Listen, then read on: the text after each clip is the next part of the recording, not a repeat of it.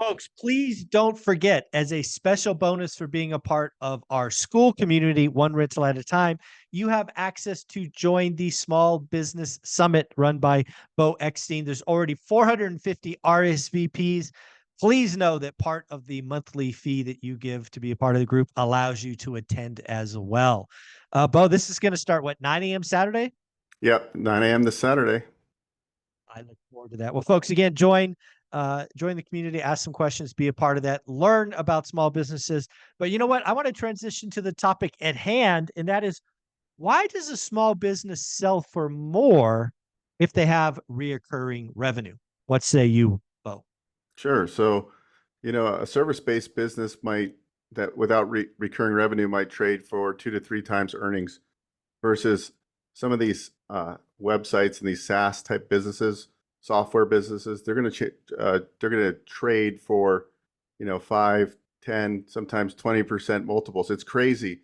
So whenever you have a recurring revenue component of a business, it's predictable, right? And Yeah. investors come out, they want to buy predictability. So I think when you're evaluating businesses to invest in, think about that component. There's some businesses that don't have much of a recurring revenue model, such as a painting company.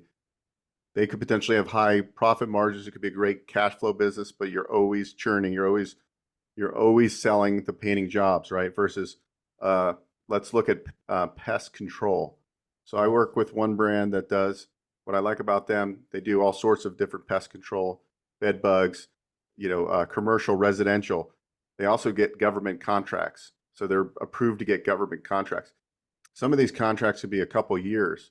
So they're big projects. So you invest in a business like that with recurring revenue. When you go to exit, your business is going to be valued more. You're going to get a higher multiple.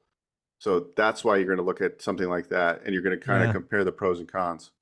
I would actually tell you to be opportunistic. One of the things that I would do if I was looking for a small business like this is maybe look for one that doesn't currently have reoccurring revenue, but you could implement reoccurring revenue, right? Maybe there's a pest control company, just for example, because you brought it up earlier, who doesn't sign clients to a monthly or quarterly or yearly schedule. Well, there's just easy money to be had there. I go back to actually thinking about my software days. So I started in enterprise software well over 20 years ago, where there was this thing called perpetual license, right? You would sell a license, let's call it 100 grand. You would do something called a maintenance agreement, basically patches and stuff like that, upgrades. And that would be it, right? You sell it for 100 grand, there'd be 20 points of maintenance, sell it for 120 grand. But then you know what? You got to sell the next one and the next one and next one. And it was about 15 years ago, maybe a little bit more, where SaaS became a thing. And it's really funny. When I left, um, the company, because again, we always had bookings and revenue, right? And when you're in a SaaS-based business, you could go into a quarter with more than half of your revenue done, right? Which is a pretty cool thing. So yeah, there's a lot more um, assurances in a business where you can get perpetual, or you could go get like SaaS-based monthly, quarterly, yearly. So I would tell you, looking at a small business, how can you get on that drip of consistent revenue? It's a great idea. Yeah, I mean, there's a lot of business models that have that recurring revenue. A lot of health and wellness businesses, you look at like the Orange Theories, right? It's all membership driven. So I was looking at they do infrared saunas, this one franchise concept, and I'm understanding the brand a little bit. You need 2 employees, a person in the front, person that cleans the saunas. I think the average membership is in the $200 range, give or take, right? So what they do is once they're, you know, opening the location several months out, what their goal is to get to at least a break even with membership base. What I like about this, for somebody that's maybe a first time entrepreneur, I think it's a safer model because you're like, okay, if I have 100 members, I'm at break even. And if I can do that, if I can get 80 before we even open the doors, right? Like, I think it gives you a layer of safety versus like always being on the grind with a business that you're always selling. So you just have to know the differences. I look at so many different businesses. I had a guy present e-com stores, and what they do is they go and build your e-com store. I've heard a lot of horror stories, so I'm like asking this guy's questions. I'm like, look, I know guys that invested 50 grand in these e-com stores. And he's like, well, here's how we're different, this and that. There's interesting business models out there. I think you just, whenever you're evaluating a business model, just do your homework. Really, call people that get people that own this into this business model, whether it's a business opportunity, it's a franchise, it's just, a mom and pop business. Do your homework, really validate. In the franchise world, you validate, you call other franchisees that own in the system. And that's where you're going to really learn a lot of the good and the bad. And that's what you need to do as you're evaluating businesses. Most people I talk to right now, I would say they're pretty good income earners, W-2 mostly, $200,000 to $400,000 range, usually in tech or medical field.